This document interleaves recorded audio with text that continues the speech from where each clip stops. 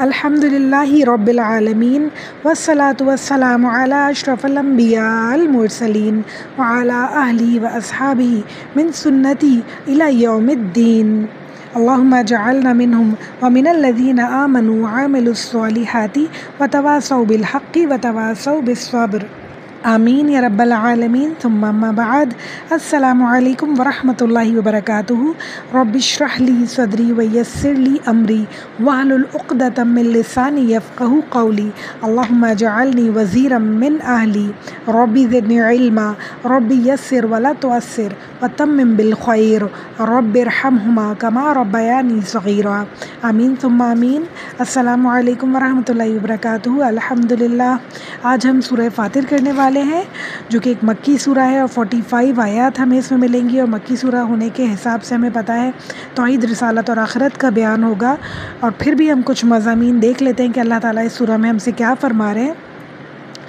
تو ہم دیکھیں گے کہ ایک متوسط دور ہے، یعنی بیچ کا دور ہے مکہ کا۔ اس وقت پریشانیاں شروع ہو چکی تھیں، مشکلات شروع ہو چکی تھیں، اور رسول اللہ صلی اللہ علیہ وآلہ وسلم چاروں طرف سے قریش مکہ کی طرف سے جو ہے اگینسٹ ان کے سب لوگ ہو چکے تھے۔ پھر ہم دیکھتے ہیں کہ اللہ تعالیٰ ہمیں کیا کیا اس میں مضامین دے رہے ہیں۔ تو اس طرح کی کچھ باتیں ہمیں ملیں گی کہ اللہ تعالیٰ لوگوں سے فرما رہے ہیں کہ نادانو، یہ نبی صلی اللہ علیہ وآلہ وسلم جس راہ کی طرف تم کو بلا رہے ہیں اس میں تمہارا اپنا ہی بھلا ہے۔ اس پر غصہ، تمہاری مکاریاں، چال بازیاں، اس کو ناکام کرنے کی جتنی تدبیریں تم چل رہے ہو یہ ان کے خلاف نہیں بلکہ تمہارے اپنے خلاف ہیں۔ تو اس بات کو نہ مانو گے تو اپنا ہی کچھ بگاڑو گے۔ رسول اللہ صلی اللہ علیہ وآلہ وسلم کا تم کچھ بھی نہیں بگاڑ سکتے ہو، اور جو کچھ وہ تم سے کہہ رہے ہیں اس پہ غور کرو تو اس میں تمہاری ہی بھلائی ہے۔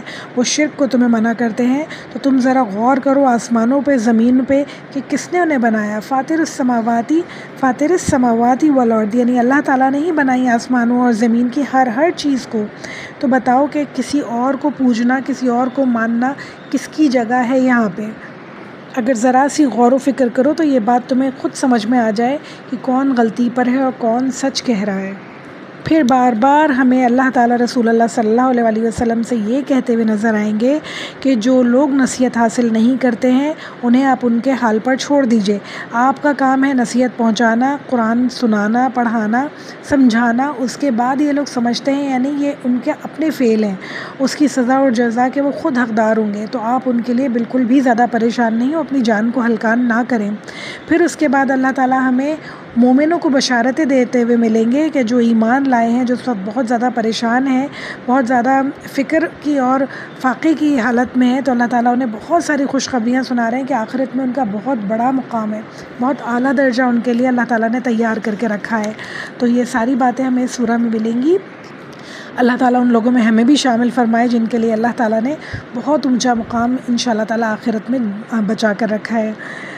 تو ہم سورہ شروع کرتے ہیں۔ اعوذ باللہ من الشیطان الرجیم، بسم اللہ الرحمن الرحیم۔ الحمدللہ فاطر السماوات والارض جاعل الملائکۃ رسلا اولی اجنحۃ مثنی وثلاث ورباع یزید فی الخلق ما یشاء ان اللہ علی کل شیء قدیر۔ تعریف اللہ ہی کے لیے ہے جو آسمانوں اور زمین کا بنانے والا اور فرشتوں کو پیغام رساں مقرر کرنے والا ہے۔ ایسے فرشتے جن کے 2 3 اور 4 بازو ہیں، وہ اپنی مخلوق کی ساخت میں جیسا چاہتا ہے اضافہ کرتا ہے۔ سبحان اللہ، یقیناً اللہ تعالیٰ ہر چیز پر قادر ہے۔ بہت ہی پیاری آیت ہے اور بہت ہی پیارے طریقے سے اللہ تعالیٰ نے شروع کیا ہے کہ تعریف اللہ تعالیٰ کی، یعنی صرف اور صرف تعریف کے لائق جو ہے اللہ تعالیٰ ہے۔ جو تصویر ہے وہ خوبصورت نہیں ہے، بنانے والے نے اسے خوبصورت بنایا ہے تو وہ تصویر خوبصورت ہے۔ جب بھی ہم کوئی پینٹنگ دیکھتے ہیں تو ہم کہتے ہیں تم نے کتنی پیاری تصویر بنائی ہے، کیا زبردست طریقے سے بنائی، کتنی اوریجنل لگ رہی ہے نا؟ تو اس میں تصویر کا کوئی کمال نہیں ہے، جو پینٹر ہے، جو بنانے والا ہے، جو خالق ہے، اس کا کمال ہے۔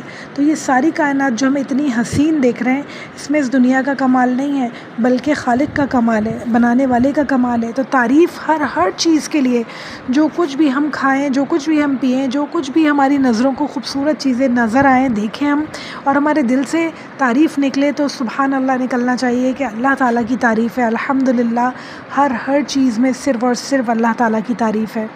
پھر اللہ تعالیٰ کچھ فرشتوں کے بارے میں انفارمیشن دے رہے ہیں ہمیں، جسے قریش مکہ جو ہے دیوی اور دیوتا سمجھتے تھے. تو اللہ تعالیٰ کیا فرما رہے ہیں کہ یہ جو فرشتے ہیں یہ اللہ تعالیٰ کے پیغامات پہنچاتے ہیں انبیاء تک، اور اللہ تعالیٰ کے پیغام پہنچاتے ہیں لوگوں تک، اور اللہ تعالیٰ کے مختلف کاموں کے لیے اللہ تعالیٰ نے انہیں فائز کر رکھا ہے. اور یعنی کہ لوگوں کی جان نکالنے کے لیے بھی فرشتے ہی کام آتے ہیں، انہیں رزق دینے کے لیے، اور جتنے بھی کام اللہ واللہ عالم ہزاروں کی تعداد میں اللہ تعالیٰ نے فرشتوں کے لیے جابز مقرر کر رکھی ہیں، اور وہ سب کچھ فرشتے کرتے ہیں بہت ہی احتیاط کے ساتھ اور بہت ہی اوبیڈینسی کے ساتھ. کوئی بھی غلطی، کوئی بھی بھول چوک کا اس میں کوئی بھی اندیشہ موجود نہیں ہوتا. یعنی جنہیں تم سمجھتے ہو کہ تمہاری دیوی دیوتا ہیں، یہ تو اللہ تعالیٰ کے سرونٹس ہیں، بہت زیادہ اوبیڈینٹ سرونٹس ہیں، اللہ تعالیٰ کے کام کرنے والے لوگ ہیں، اور اللہ تعالیٰ کو کبھی ناراض نہیں کرتے، اور تم جو ان سے خواہشات رکھتے ہو وہ کبھی پوری نہیں ہو سکتی. پھر اللہ تعالیٰ نے بتا رہے ہیں کہ ان کے 2 3 4 بازو ہیں، پر ہیں ان کے، اور اللہ تعالیٰ اپنی مخلوق میں جس کو چاہے زیادہ دے سکتا ہے، جس کو چاہے کم دے سکتا ہے. انسانوں کو 4 بازو نہیں دیے، 2 بازو دیے، 2 ٹانگیں دیں. فرشتوں کو اللہ تعالیٰ نے کچھ کو 4 بازو دیے، 3 دیے، اور کچھ کو اور بھی زیادہ دیے. ہم دیکھتے ہیں نا جبرائیل علیہ السلام کے کتنے زیادہ پر تھے کہ پورے آسمان پہ وہ چھائے ہوئے تھے. تو اللہ تعالیٰ جسے چاہے جتنی ساخت اس کی بنا سکتا ہے. تو یہ اللہ تعالیٰ کے کام ہے. کسی کو بھی ہم کالا دیکھیں، گورا دیکھیں، موٹا دیکھیں، پتلا دیکھیں، اور اسے جس طرح بھی جس بھی حالت میں ہم دیکھیں تو اللہ تعالیٰ کی مخلوق ہے. اس کا مذاق اڑانا چھوٹے قد کا، بڑے قد کا، پتلے انسان کا، موٹے انسان کا، یہ ہمیں بالکل بھی زیب نہیں دیتا، جبکہ ہمیں پتہ ہے کہ اللہ تعالیٰ نے اسے بنایا ہے. تو ہمیں ان باتوں کا بہت زیادہ خیال رکھنا چاہیے کہ اللہ تعالیٰ کی ساخت ہے اور اللہ تعالیٰ کو برا لگ سکتا ہے. ابھی میں نے پہلے پینٹنگ کا ذکر کیا تھا کہ پینٹنگ کا کمال نہیں ہوتا، بنانے والے کا کمال ہوتا ہے. اور اسی پینٹنگ میں اگر آپ نقص نکالیں ہو تمہاری پینٹنگ تو ایسی ہے ایسی ہے، اس میں تو یہ خرابی ہے، بنانے والے کو ضرور برا لگے گا. تو اللہ تعالیٰ نے اتنے پیار سے جب انسانوں کو بنایا ہے، اور اگر ایک خامی ہے تو ہزاروں خوبیاں بھی ہوں گی اس انسان کے اندر. وہ خوبیاں ہم نہیں دیکھتے، اس کی ایک خامی کو ہم دیکھ کے اس کو پوائنٹ آؤٹ کرتے ہیں، تو یقیناً اللہ تعالیٰ کو بہت برا لگتا ہوگا. تو ہمیں اس بات کا خیال رکھنا ہے کہ انسانوں کو تو یقیناً لگتا ہوگا برا، مگر اس سے بھی پہلے اللہ تعالیٰ کو برا لگتا ہوگا. تو ہمیں بہت سوچ سمجھ کے انشاءاللہ آئندہ اپنی زبان سے کوئی بھی الفاظ نکالنے ہیں. پھر اللہ تعالیٰ ایک بہت ہی زبردست بات بتا رہے ہیں ہمیں آیت نمبر 2 میں، اور بتا رہے ہیں اللہ جس کا رحمت کا دروازہ بھی لوگوں کے لیے کھول دے اسے کوئی روکنے والا نہیں ہے، اور جسے وہ بند کر دے اسے اللہ کے بعد پھر کوئی دوسرا کھولنے والا نہیں. وہ زبردست اور حکیم ہے. یہ بہت زیادہ ہمارے دل کی تسلی کی آیتیں ہیں کہ اللہ تعالیٰ جس کا دروازہ، جس کی رحمت کا دروازہ اللہ تعالیٰ کھولنا چاہے کوئی نہیں بند کر سکتا اسے. تو اپنے دل سے وسوسے، شک اور شبہات نکال دیں کہ پتہ نہیں کون ہے جو ہمارے پیچھے پڑا ہوا ہے کہ ہمارے گھر سے رحمتیں، برکتیں، رزق کی کمی ہو گئی ہے. یہ اللہ تعالیٰ کی رحمت ہے. اللہ تعالیٰ سے مانگیں گڑ گڑا کر. تہجد کے وقت اللہ تعالیٰ سے مانگیں، جو دعائیں قبول ہونے کے وقت ہے اس وقت اللہ تعالیٰ سے مانگیں کہ اللہ تعالیٰ رحمت کے دروازے ہمارے لیے کھول دیں، ہماری آزمائشوں کو، مشکلات کو ہمارے اوپر سے ٹال دیں، دور کر دیں. تو انشاءاللہ تعالیٰ اللہ تعالیٰ ضرور سننے والے. اللہ تعالیٰ بے انتہا رحیم ہے. اور اللہ تعالیٰ اس آیت کے آخر میں کیا کہہ رہے ہیں؟ زبردست اور حکیم ہے، حکمت والے ہیں. اللہ تعالیٰ کو سب کچھ پتہ ہے کس کو زیادہ دینا چاہیے اور کس کو کم دینا چاہیے، کون زیادہ دے کر اللہ تعالیٰ کے راستے میں خرچ کرنے والا ہے، کون جس کو زیادہ ملے گا تو وہ اللہ تعالیٰ کے بندوں پہ خرچ کرنے والا ہے، اس کی آزمائش ہے. اور جسے کم دیا ہے اللہ تعالیٰ نے اس کی بھی آزمائش ہے، دیکھ کے کہ کون صبر کرنے والا ہے اور کون جو ہے اللہ تعالیٰ کی تمام آزمائشوں پہ پورا اترنے والا ہے. تو اللہ تعالیٰ سب کچھ جانتے ہیں، ہر بندے کی نیتوں کو جانتے ہیں، اندر فطرتوں کو جانتے ہیں، اس کے حساب سے اللہ تعالیٰ اس کو رزق دیتے ہیں. تو اللہ تعالیٰ سب کچھ جاننے والے ہیں. اور اللہ تعالیٰ سے دعا کی جائے تو اللہ تعالیٰ قسمتیں بدلنے والے بھی ہیں. تو اللہ تعالیٰ سے دعا کریں. اللہ تعالیٰ کہہ رہے ہیں کون ہے جو؟ کوئی نہیں ہے، نہ کوئی دیوی دیوتا، نہ کوئی پیر فقیر، کوئی بھی نہیں ہے اللہ کے سوا جو آپ کو کچھ دے سکے. تو دوسرے لوگوں پہ الزام لگانا بند کر دینا چاہیے کہ فلاں کی وجہ سے رزق کی کمی ہو گئی، فلاں کی وجہ سے رحمتیں برکتیں اٹھ گئیں، پتہ نہیں کوئی بندش ہے، پتہ نہیں کوئی تعویذ ہے. ایسا کچھ بھی نہیں ہے، ایسا کچھ بھی نہیں ہے. اللہ تعالیٰ کو یاد کریں. جو لوگ اللہ کو یاد رکھتے ہیں، نماز پابندی سے پڑھتے ہیں، قرآن پابندی سے پڑھتے ہیں، ان کے اوپر کوئی جادو ٹونا اثر نہیں کرتا. اور جادو ٹونا جب ہی اثر کرتا ہے جب انسان کا اس پہ یقین ہو کہ ہاں جادو ہو جائے گا، ہاں ایسا ہو سکتا ہے کہ جادو ہو جائے، تو وہ جادو اثر بھی کرتا ہے. اگر ہم سوچیں کہ کوئی جادو نہیں ہوتا، اللہ کے علاوہ کوئی نہیں ہے جو کچھ کر سکے، تو وہ جادو انشاءاللہ اثر بھی نہیں کرے گا انشاءاللہ. تو اللہ کے اوپر یقین رکھیں، اللہ تعالیٰ کو حکیم اور اللہ تعالیٰ کو دانا سمجھیں، یعنی کہ سب کچھ سمجھنے والے جاننے والے اللہ تعالیٰ ہیں، تو اللہ تعالیٰ ہر مصیبت سے انشاءاللہ محفوظ رکھیں گے۔ صبح اور شام کے اذکار پڑھیں انشاءاللہ تعالیٰ، تو اللہ تعالیٰ ہمیں ہر تکلیف سے، ہر پریشانی سے محفوظ رکھیں گے۔ آیت نمبر 3 میں بھی اللہ تعالیٰ اسی بات کو کنٹینیو کر کے فرما رہے ہیں، لوگوں تم اللہ کے جو احسانات ہیں انہیں یاد رکھو کہ اللہ کے سوا کوئی اور بھی خالق ہے جو تمہیں آسمانوں اور زمین سے رزق دیتا ہو؟ کوئی معبود اس کے سوا نہیں، آخر تم کہاں سے دھوکہ کھا رہے ہو؟ بہت سارے گھروں میں رزق کی کمی ہوتی ہے جو کہ بہت زیادہ فساد اور لڑائی جھگڑے کا سبب بنتا ہے، آپس میں میاں بیوی کے درمیان ناچاقی ہو جاتی ہے، ڈفرینسز آ جاتے ہیں، کلاشز ہو جاتے ہیں اور بات بہت زیادہ خراب ہو جاتی ہے، کیونکہ ہم بیویاں سمجھتے نہیں ہیں کہ رزق اللہ تعالیٰ کے ہاتھ میں ہے، ہم سمجھتے ہیں کہ سب کچھ شاید ہمارے شوہر کے ہاتھ میں ہے۔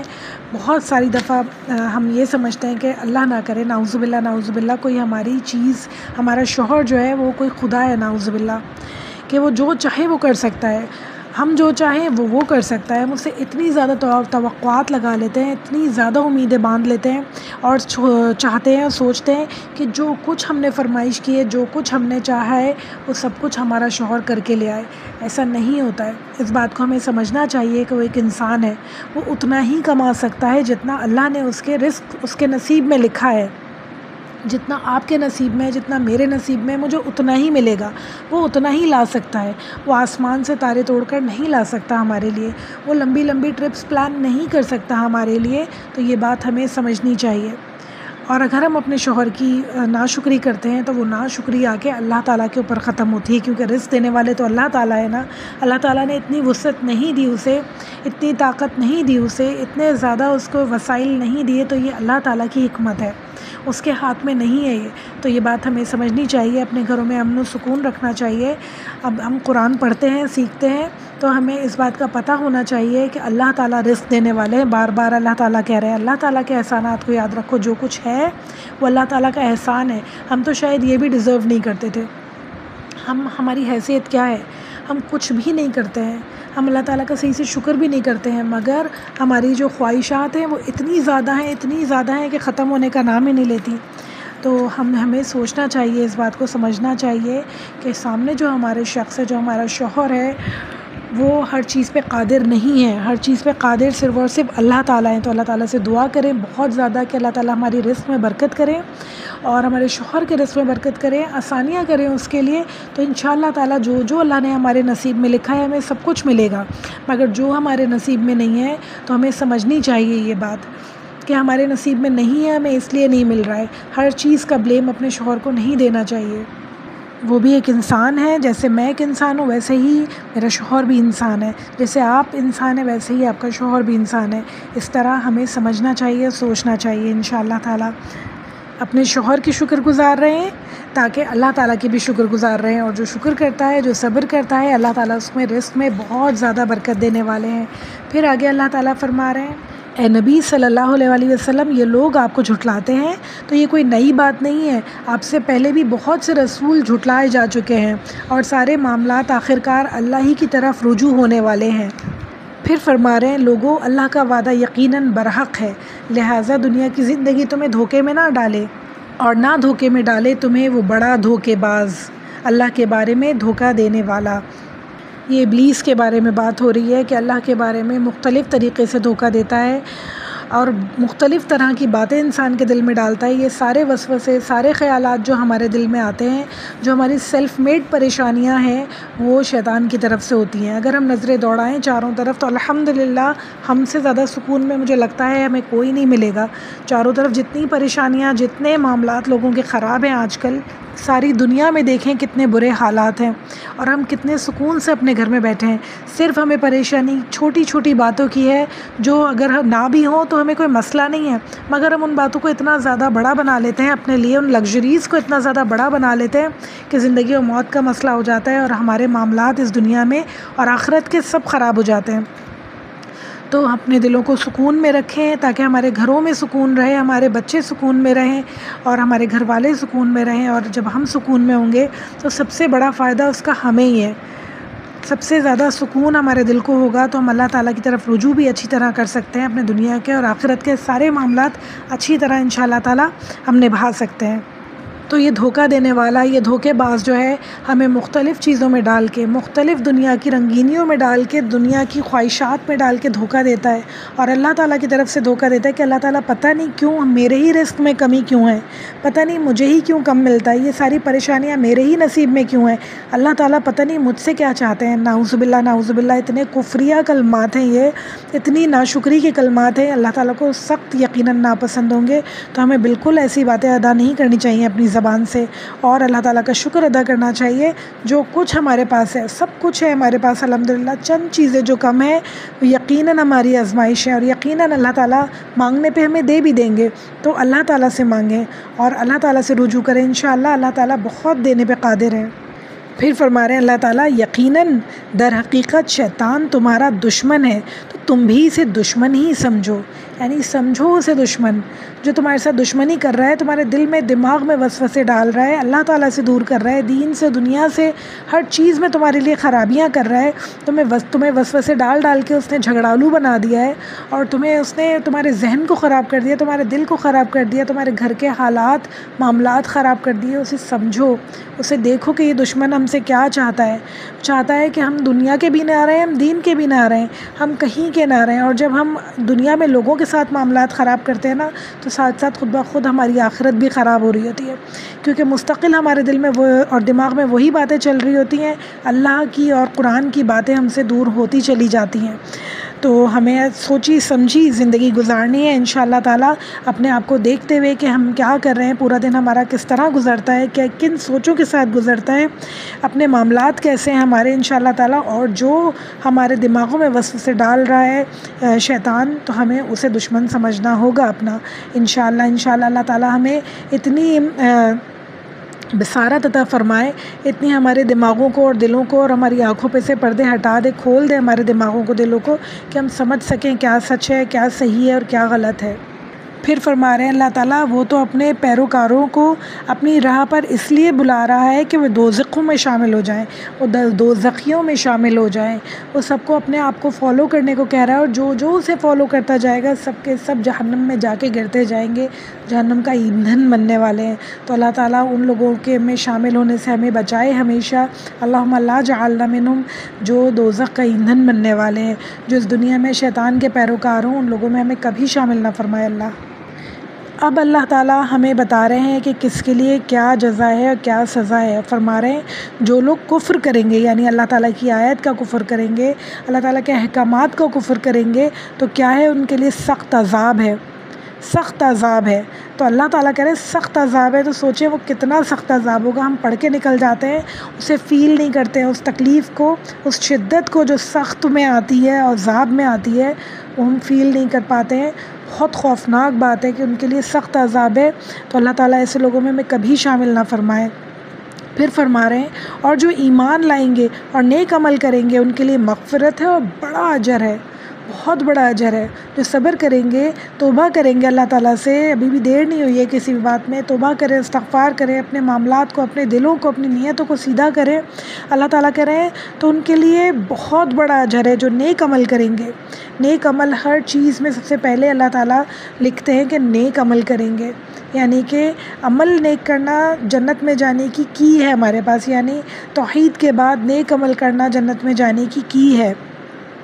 جتنا بھی توحید پہ ہو انسان، مگر دنیا میں اس کے معاملات خراب ہوں، دنیا میں اس کے اخلاق و کردار خراب ہو، تو اس کا جنت میں جانا واللہ عالم کہ اللہ تعالیٰ جسے چاہے بھیج سکتے ہیں ویسے تو، مگر اللہ تعالیٰ جب یہاں بار بار کہتے ہیں کہ نیک عمل کریں گے، تو اس کا مطلب ہے کہ یہ بہت زیادہ امپورٹنٹ بات ہے۔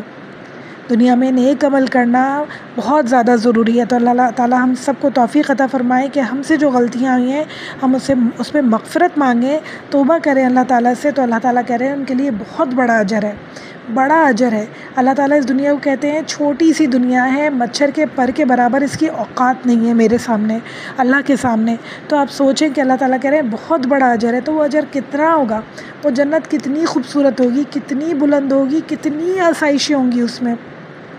سوچیں اس جنت میں ہمیشہ ہمیشہ مہمان بن کے رہنے والے ہیں، یعنی کوئی کام نہیں ہے، ہمیشہ تیار، ہمیشہ خوبصورت، ہمیشہ جوان، ہمیشہ اٹریکٹیو، ہمیشہ خوبصورت ترین ہمارے لباس، مہنگے ترین ہماری ایسیسریز، ہمارے گھر محل موتیوں کے اور زرقون کے بنے ہوئے، سونے چاندی کے بنے ہوئے برتن ہمارے پاس. تو تمام جو چیزیں عورتیں چاہتی ہیں وہ جنت میں ملیں گی لازمی انشاءاللہ. صرف اور صرف ضرورت ہے اللہ تعالیٰ کے لیے نیک عمل کرنے کی، صبر کرنے کی، مغفرت کرنے کی. تو انشاءاللہ تعالیٰ جو لگژریز ہم چاہتے ہیں اس دنیا میں ہمیں سب کچھ ملنے والا ہے آخرت میں انشاءاللہ. یہاں ملے بھی، لڑ جھگڑ کے رو دھو کے ہمیں کچھ چھوٹی موٹی چیزیں مل بھی گئیں دو چار، تو وہ ختم ہو جانے والی ہیں، وہ ہمیشہ رہنے والی نہیں ہے، اور ہمیں بھی مر جانا ہے ایک دن. مگر وہاں جب ملیں گی تو وہ ہمیشہ ہمیشہ کے لیے ملیں گی انشاءاللہ. تو سوچیں کہ ہمیں کیا چاہیے اور ہمیں کب تک کے لیے چاہیے. ساری زندگی کے لیے چاہیے. جب ہمیں مر جانا ہے تو قبر میں جا کے ہمارے ہاتھ میں کچھ نہیں ہوگا، مگر نیک عمل اور ہمارا قرآن اس وقت بھی ہمارے ساتھ ہوں گے. تو یہ چیزیں جمع کریں اس دنیا میں، بجائے اس کے کہ ہم دنیا کی چیزیں جمع کریں. نیک عمل اور قرآن کی جو انسیت ہے، قرآن سے دوستی ہے، یہ جمع کریں اس دنیا میں. انشاءاللہ آخرت میں جا کے ہمیں سب کچھ ملنے والا ہے. آیت نمبر 9 بہت ہی خطرناک ہے، اور اللہ تعالیٰ اس میں فرما رہے ہیں بھلا کچھ ٹھکانہ ہے اس شخص کی گمراہی کا جس کے لیے اس کے برے عمل خوشنما بنا دیے گئے ہوں اور وہ اسے اچھا سمجھ رہا ہو. در حقیقت یہ ہے کہ اللہ جسے چاہتا ہے گمراہی میں ڈال دیتا ہے اور جسے چاہتا ہے راہ راست دکھاتا ہے. پس اے نبی صلی اللہ علیہ وآلہ وسلم خواہ مخواہ اپنی جان ان لوگوں کی خاطر غم و افسوس میں نہ گھلائیے. جو کچھ یہ کر رہے ہیں اللہ تعالیٰ انہیں خوب جانتا ہے. بہت ہی خطرناک آیت ہے اگر دیکھا جائے ان لوگوں کے لیے. یعنی کہ دو ٹائپ کے لوگ ہوتے ہیں. ایک تو وہ جو غلطی کر رہے ہوتے ہیں، ان کی نفس انہیں بار بار بتا رہی ہوتی ہے کہ دیکھو تم غلطی کر رہے ہو، توبہ کر لو، استغفار کر لو، واپس آ جاؤ واپس آ جاؤ. ندامت ان کا پیچھا نہیں چھوڑ رہی ہوتی غلطی کرنے کے باوجود، اور جب تک نہیں چھوڑتی جب تک وہ دل سے توبہ نہ کر لیں. اور ایک وہ لوگ ہوتے ہیں جو غلطی کیے جا رہے ہوتے ہیں، گناہ پہ گناہ کیے جا رہے ہوتے ہیں، اور انہیں اس پہ مزہ آ رہا ہوتا ہے اور وہ اس کا لطف لے رہے ہوتے ہیں. انہیں پتہ بھی نہیں چل رہا ہوتا، انہیں احساس بھی نہیں ہوتا کہ ہم کیا ظلم کر رہے ہیں، زیادتی کر رہے ہیں دوسروں کے ساتھ بھی اور اپنے ساتھ بھی. انہیں بالکل پتہ نہیں چلتا اور وہ اس کا مزہ لیتے چلے جاتے ہیں یہاں تک کہ انہیں موت آ جائے. تو اللہ تعالیٰ کہہ رہے ہیں کہ کتنے افسوس کی بات ہے ان لوگوں کے لیے کہ کتنا ہی برا ٹھکانہ ہوگا ان کے لیے، بہت ہی برا ٹھکانہ ہوگا جنہیں احساس بھی نہیں ہے کہ وہ کیا غلطیاں کر رہے ہیں، کیونکہ انہوں نے تو توبہ کی نہیں اور انہیں موت آ گئی. انہیں تو احساس ندامت ہوا ہی نہیں، انہیں موت آ گئی. یہ وہ لوگ ہوتے ہیں جنہیں بار بار اللہ تعالیٰ نشانیاں دکھاتے چلے جاتے ہیں، ان کی نفس انہیں سمجھاتی چلی جاتی ہے. آخر کار ان کی نفس جو ہے نفس لوامہ، نفس امارہ بن جاتی ہے، یعنی برائی کا حکم دینے والی نفس بن جاتی ہے ان کی نفس لوامہ، جو کہ پہلے انہیں پچھتاوے دیتی تھی، انہیں اچھائی کی طرف بلاتی تھی. وہ نفس مر جاتی ہے اور نفس امارہ بن جاتی ہے، یعنی برائی کی طرف بلانے والی نفس بن جاتی ہے. اور پھر آہستہ آہستہ وہ اتنی پکی ہو جاتی ہے کہ ہر چیز کا احساس ختم ہو جاتا ہے. یہ ایک دم سے نہیں ہوتا، سالوں میں ہوتی ہے یہ بات. یعنی گناہ اتنے زیادہ بڑھ جاتے ہیں کہ اچھائی کا احساس ختم ہو جاتا ہے، گناہ کرنے کا احساس ختم ہو جاتا ہے. اور پھر اس کے بعد اللہ تعالیٰ کہہ رہے ہیں بہت ہی برا ٹھکانہ ہے ان لوگوں کے لیے. اللہ ایسے لوگوں میں ہمیں بھی کبھی بھی شامل نہ فرمائے. چھوٹی سی چھوٹی غلطی کریں تو اللہ تعالیٰ فوراً سے ہمارے دل میں احساس ڈال دے کہ یہ غلط ہے اور ہمیں فوراً توبہ کر لینی چاہیے. اور جیسے ہی ہمارے ذہن میں، ہمارے دل میں یہ خیال آئے، ہمیں جھٹ سے توبہ کر لینی چاہیے. کسی کا دل دکھایا ہے فوراً سے معافی مانگ لینی چاہیے. کسی کا حق مارا ہے فوراً سے اس کا حق ادا کر دینا چاہیے، کہ ایسا نہ ہو، اللہ نہ کرے کہ ہمارے دل بھی سیاہ ہو جائیں اور ان پہ تالے پڑ جائیں، پردے پڑ جائیں، اور ایسے لوگوں میں ہم شامل ہو جائیں جنہیں کچھ احساس ہی نہیں ہوتا، جن کا بہت ہی برا ٹھکانہ ہے. تو جب بھی ہمیں احساس ہو غلطی کا فوراً سے توبہ کر لیں. تھوڑا سا مشکل ہوتا ہے معافی مانگنا، مگر جب ہمیں عادت پڑ جاتی ہے تو پھر مشکل نہیں لگتا. فوراً سے معافی مانگ لیں، جیسے ہی خیال آئے غلطی کی فوراً سے معافی مانگ لیں. اور جو معافی مانگتا ہے اس کی عزت بہت بڑھ جاتی ہے، اس کی عزت کبھی کم نہیں ہوتی. وہ یہ نہ سوچے کہ میری تو ایگو ختم ہو گئی، میری عزت نفس تو یہاں پہ میں نے خود ہی پاؤں رکھ دیا. تو جو اپنی عزت نفس پہ پاؤں رکھے گا نا، دوسرا قدم اس کا انشاءاللہ جنت میں ہوگا۔ تو ہمیں اس بات کا خیال رکھنا ہے بہت زیادہ۔ ان آیتوں کو پڑھتے پڑھتے صرف گزر نہیں جانا ہے کہ وہ اس میں تو کچھ خاص بات ہی نہیں، یہ بہت امپورٹنٹ باتیں ہیں ہماری ڈیلی روٹین کی، پوری ہمیں انسٹرکشنز دے رہے ہیں اللہ تعالیٰ کہ ہمیں کیا کیا کرنا ہے، کیا نہیں کرنا، اپنے دلوں کو کس طرح سیدھا کرنا ہے انشاءاللہ۔ آیت نمبر 9 میں اللہ تعالیٰ اپنی نشانیوں کا ذکر کرتے ہوئے فرما رہے ہیں، وہ اللہ ہی تو ہے جو ہواؤں کو بھیجتا ہے، پھر وہ بادل اٹھاتی ہیں، پھر ہم اسے ایک اجاڑ علاقے کی طرف لے جاتے ہیں اور اسی زمین کو جلا اٹھاتے ہیں جو مری پڑی ہوتی ہے۔ مرے ہوئے انسانوں کا جی اٹھنا بھی اسی طرح ہوگا، یعنی اللہ تعالیٰ بتا رہے ہیں کہ جو انسان مر جاتے ہیں اور کہتے ہیں کہ یہ کیسے اٹھیں گے، جب ہڈیاں بوسیدہ ہو جائیں گی تو کس طرح اٹھائی جائیں گی؟ تو جس طرح بادل مرے ہوئی زمین کے اوپر جا کے برستے ہیں اور وہ زمین جی اٹھتی ہے، اس میں سے پودے نکل آتے ہیں، تو پھر مرے ہوئے انسان کو اٹھانا کیا مشکل بات ہے؟ جب ایک دفعہ اللہ تعالیٰ نے بنا لیا تو دوسری دفعہ بنانا کیا مشکل بات ہے؟ اللہ کے لیے کچھ بھی مشکل نہیں ہے۔ آیت نمبر 10 بے انتہا خوبصورت آیت ہے۔ اللہ تعالیٰ بہت ہی پیاری بات کر رہے ہیں اور فرما رہے ہیں، جو کوئی عزت چاہتا ہو اسے معلوم ہونا چاہیے کہ عزت ساری کی ساری اللہ ہی کی ہے، اور اس کے ہاں جو چیز اوپر چڑھتی ہے وہ صرف پاکیزہ قول ہے اور عمل صالح ہے، اس کو اوپر چڑھاتے ہیں۔ یعنی سبحان اللہ، جو کوئی انسان عزت چاہتا ہو کہ لوگ میری عزت کریں، دنیا میری عزت کرے، میرے بچے میری عزت کریں، میرے گھر والے، میرے محلے والے، میرے خاندان والے، میرے رشتہ دار، میرے آس پڑوس والے، میرے جہاں پہ میں جاب کرتی ہوں وہاں وہ لوگ میری عزت کریں، سب لوگ میری عزت کریں، تو عزت ایسے ہی نہیں مل جاتی۔ اللہ تعالیٰ کہہ رہے ہیں عزت تو اللہ تعالیٰ کی ہے، اللہ تعالیٰ کے احکامات پہ عمل کرو گے تو عزت ملے گی، نیک عمل کرو گے تو عزت ملے گی، رسول اللہ صلی اللہ علیہ وسلم کی زندگی کی پیروی کرو گے تو عزت ملے گی، اللہ تعالیٰ کی نظر میں بھی عزت ملے گی، کیونکہ اللہ کا ذکر کرتے ہیں، توبہ کرتے ہیں، نیک عمل کرتے ہیں، تو اللہ تعالیٰ اپنے فرشتوں میں ذکر کرتے ہیں اس انسان کا کہ دیکھو وہ انسان کتنا اچھا ہے، وہ میرا ذکر کرتا ہے اس دنیا میں۔ تو اللہ تعالیٰ تمہارا ذکر کریں، تمہیں نیک لوگوں میں شامل کریں، اس کے لیے ضروری ہے کہ تم نیک عمل کرو۔ اللہ تعالیٰ کہہ رہے ہیں کہ میرے پاس جو چیز آتی ہے، جو اچھائی تمہیں اونچا کرتی ہے، جو چیز تمہیں عزت دیتی ہے، وہ پاکیزہ قول ہے، یعنی کہ اچھی باتیں ہیں۔ لوگوں پہ طنز کرو گے، تانے کسو گے، لوگوں کو برا بھلا کہو گے، انہیں نیچے دکھاؤ گے اور چاہو گے سمجھو گے کہ میں عزت والی ہو گئی ہوں، تو ایسا نہیں ہوتا۔ کسی کو بے عزت کر کے آپ عزت والے کبھی بھی نہیں ہو سکتے۔ جب آپ دوسروں کو عزت دیں گے تو خود بخود اللہ تعالیٰ آپ کو عزت دیں گے، جب آپ دوسروں کی عزت کریں گے تو خود بخود آپ کو عزت ملے گی۔ ایسی ایسی جگہوں سے عزت ملے گی کہ انسان کی سوچ ہے کبھی سوچ بھی نہیں سکتا، وہاں سے اللہ تعالیٰ اسے عزت دیں گے۔ تو اس کے لیے کیا لازم ہے کہ ہم دوسروں کو عزت دیں، اللہ تعالیٰ کی باتوں کو عزت دیں، ان کی پیروی کریں انشاءاللہ تعالیٰ، نیک عمل کریں انشاءاللہ تعالیٰ۔ تو اللہ تعالیٰ کہہ رہے ہیں کہ وہی چیزیں اسے اوپر چڑھاتی ہیں، وہی چیزیں اسے عزت دیتی ہیں۔ بڑوں کی عزت کریں، چھوٹوں کی عزت کریں۔ ہم بچوں کو حقارت سے جھڑک دیتے ہیں، وہی بچے جب بڑے ہوتے ہیں تو وہ ہماری عزت نہیں کرتے، اس لیے کیونکہ ہم نے انہیں عزت نہیں دی۔ جب ہم عزت دیتے ہیں تو ہمیں عزت ملتی ہے، چاہے وہ ہمارے اپنے بچے ہوں، چاہے وہ کسی کے بھی بچے ہوں، انہیں عزت دیں، ان سے محبت سے بات کریں، اخلاق سے پیش آئیں، تو دیکھیں آپ کو چاروں طرف سے عزت ملے گی انشاءاللہ تعالیٰ۔ جب یہ بچے بڑے ہوں گے اور ہم بوڑھے ہوں گے، جب ہمیں ضرورت ہوگی کہ لوگ واقعی ہمارا خیال رکھیں، تو ایسی ایسی جگہ سے ہمیں عزت مل رہی ہوگی، محبت مل رہی ہوگی کہ ہماری سوچ ہے، ہمیں یاد آئے گا کہ ان بچوں کے ساتھ ہم نے صرف نرم رویہ رکھا، اخلاق سے بات کی، محبت سے بات کی، تو آج دیکھو ہمارے کتنے خیال رکھنے والے عزت کرنا۔ جو لوگ اکیلے رہ جاتے ہیں نا، اللہ نہ کرے کوئی بھی اکیلا رہے کبھی بھی، مگر اس کی وجہ سے ان کا برا اخلاق ہوتا ہے، ان کا برا رویہ ہوتا ہے لوگوں کے ساتھ، جو آہستہ آہستہ انہیں دور کرتا جاتا ہے لوگوں سے، اور پھر خاص طور پہ بچوں کے ساتھ، جو کہ بچے بڑے ہوتے ہیں، آپ بڈھے ہوتے چلے جاتے ہیں، جب آپ بزرگ ہوتے ہیں بچے بڑے ہوتے ہیں، اور آپ نے ان کی عزت نہیں کی ہوتی، ان کے ساتھ محبت شفقت نہیں کی ہوتی، تو وہ آپ کے ساتھ نہیں کرتے۔ مگر اگر آپ بچپن میں ان کے ساتھ بہت پیار سے بات کریں تو دیکھیں وہ کتنے پیار سے بڑے ہو کے آپ کو اس کا ریٹرن کریں گے انشاءاللہ تعالیٰ۔ تو یہ آیت نمبر 10 بہت ہی پیاری ہے، اس پہ عمل کریں تو انشاءاللہ اس دنیا میں آخرت میں عزت دار لوگوں میں ہم سب شامل ہوں گے انشاءاللہ۔ آیت نمبر 10 ابھی مکمل نہیں ہوئی ہے، آگے اللہ تعالیٰ فرما رہے ہیں، اور رہے وہ لوگ جو بیہودہ چال بازیاں کرتے ہیں ان کے لیے سخت عذاب ہے، اور ان کا مکر خود انہیں ہی غارت کرنے والا ہے۔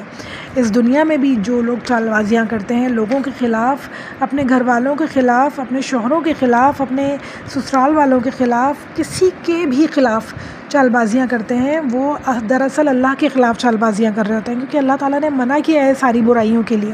اچھے اخلاق کا کہا ہے اللہ تعالیٰ نے سیدھے سادے دل کا کہا ہے، لوگوں کی مدد کرنے کا کہا ہے، لوگوں کے لیے حسن سلوک کا کہا ہے۔ اگر ہم ان کے خلاف چال بازیاں کریں گے، ان کے خلاف پلاننگ کریں گے کسی بھی طرح کی، تو دراصل ہم اللہ تعالیٰ کے خلاف پلاننگ کر رہے ہیں۔ دراصل ہم لوگوں کو دھوکہ نہیں دے رہے بلکہ اللہ تعالیٰ کو دھوکہ دینا چاہتے ہیں، جو کہ کبھی ہو نہیں سکتا۔ ہم اپنے ہی خلاف پلاننگ کر رہے ہیں، اپنے آپ کو ہی غارت کرنے کے چکر میں لگے ہوئے ہیں، جیسے کہ اللہ تعالیٰ یہاں کہہ رہے ہیں جو لوگ چال بازیاں کرتے ہیں ان کے لیے سخت عذاب ہے اور ان کا مکر خود انہیں ہی غارت کرنے والا ہے۔ تو اللہ تعالیٰ ہمیں ایسے لوگوں میں کبھی شامل نہ فرمائے جو کہ لوگوں کو دھوکہ دے کے، لوگوں کے لیے پلاننگ کر کے، انہیں برا دکھا کے، انہیں نیچے دکھا کے سوچتے ہیں کہ شاید ہمیں بہت عزت مل گئی۔ تو ایسا ہونے والا نہیں ہے۔ عزت اللہ کے ہاتھ میں ہے، جسے چاہتا ہے اسے دیتے ہیں، اور عزت اسے ہی ملتی ہے جو اللہ تعالیٰ کے لیے رجوع کرے، اللہ تعالیٰ کی طرف رجوع کرے اور نیک عمل کرے۔ خواتین چھوٹی چھوٹی چال بازیاں کر کے، چھوٹی برائیاں کر کے، اس کی برائی اس سے کر دی، اس کی برائی اس سے کر دی، یہاں سے لڑوا دیا، یہاں سے دل خراب کروا دیا، اس میں بہت زیادہ اپنی جیت سمجھتی ہیں۔ یہ جیت نہیں ہے ہماری، یہ ہماری ہار ہے۔ ہم لوگوں کو ہار رہے ہیں، لوگوں کی محبت ہار رہے ہیں، اللہ تعالیٰ کی محبت ہار رہے ہیں، اللہ تعالیٰ کا ٹرسٹ ہار رہے ہیں، ہم سب کچھ ہار رہے ہیں، اور پھر ہم اپنی نفس لوامہ کو ہار رہے ہیں۔ نفس امارہ بن جائے گی جو برائی کا حکم دیتی ہے صرف۔ ہمیں تو اپنے نفس کو امپروو کرتے ہوئے لوامہ سے مطمئنہ بنانا ہے انشاءاللہ، کہ اتنی بہترین نفس ہو کہ جو بھی اللہ تعالیٰ کا حکم آئے تو وہ سن کے ہم کہیں سمعنا واطعنا، میں نے سنا اور میں نے اطاعت کی، ایک گھڑی کی تاخیر ہم نہ کریں، اور انشاءاللہ ان تمام احکامات پہ عمل کریں جو اللہ تعالیٰ نے ہمیں دیے ہیں۔ ہمیں اپنی نفس کو انشاءاللہ نفس مطمئنہ بنانا ہے، اور ہمیں ہمیشہ ان ساری باتوں کا خیال رکھنا ہے جو اللہ تعالیٰ بار بار ہم سے قرآن میں فرما رہے ہیں۔ صرف پڑھ کے نہیں گزر جانا بلکہ سمجھنا ہے، اسے سیکھنا ہے اور اپنی زندگی میں اپلائی کرنا ہے انشاءاللہ۔ اپنے لیے عمل کے پوائنٹس نکالیے، اس میں سے اس سورہ کی 10 آیتیں ہوئی ہیں۔ آج ہم اپنا سبق یہیں روکتے ہیں اور اپنے لیے عمل کے پوائنٹس نکالتے ہیں کہ ہمیں کیا کیا کرنا ہے اور کیا کیا نہیں کرنا ہے انشاءاللہ۔ صرف 10 آیتوں میں اللہ تعالیٰ نے ڈھیروں ہمیں عمل کے پوائنٹس بتائے۔ ایک کہ اللہ تعالیٰ کی رحمت کا دروازہ جس پہ کھلتا ہے وہ اللہ کی ہدایت سے ہی کھلتا ہے، اور جس پہ نہیں ہوتا وہ اللہ تعالیٰ کی ہی وجہ سے ہوتا ہے، اور اللہ تعالیٰ بہت زیادہ حکمت والا ہے، زبردست ہے، یعنی اللہ تعالیٰ کی ہی طرف سے تمام رحمت ہے، برکتیں ہیں، کسی اور کا کوئی ہاتھ نہیں ہے۔ پھر اللہ تعالیٰ شکر اور صبر کی ہمیں ہدایت کر رہے ہیں آیت نمبر 2 میں، کہ اللہ تعالیٰ کے احسانات کو یاد رکھو۔ اور باقی جتنے پوائنٹس ہیں آپ لوگ سب مجھے کمنٹس میں لکھ کے بتائیں گے کہ اس میں اور ہمیں کیا کیا ہدایت کے پوائنٹس ملتے ہیں، چاہے سب لوگ ایک ایک پوائنٹ ہی لکھیں، مگر سب لوگ کمنٹس میں اپنے اپنے ہدایت کے پوائنٹس لکھیں گے کہ ان 10 آیتوں میں سے میں نے کیا سیکھا، ٹھیک ہے نا انشاءاللہ تعالیٰ۔ اللہ سے امید ہے اللہ تعالیٰ ہمیں قرآن پڑھنے والے، سیکھنے والوں میں اور سمجھنے والوں میں اور پھر اسے آگے پھیلانے والوں میں شامل فرمائے انشاءاللہ تعالیٰ۔ اللہم اعنی علی ذکرک و شکرک و حسن عباداتک، سبحان ربک رب العزت عما یصفون وسلام علی المرسلین والحمد للہ رب العالمین۔ تقبل منا انک انت السمیع العلیم، وصلی اللہ تعالی علی خیر خلقہ وسنتہ وازواجہ وذریتہ اجمعین برحمتک یا ارحم الراحمین۔ السلام علیکم ورحمۃ اللہ وبرکاتہ۔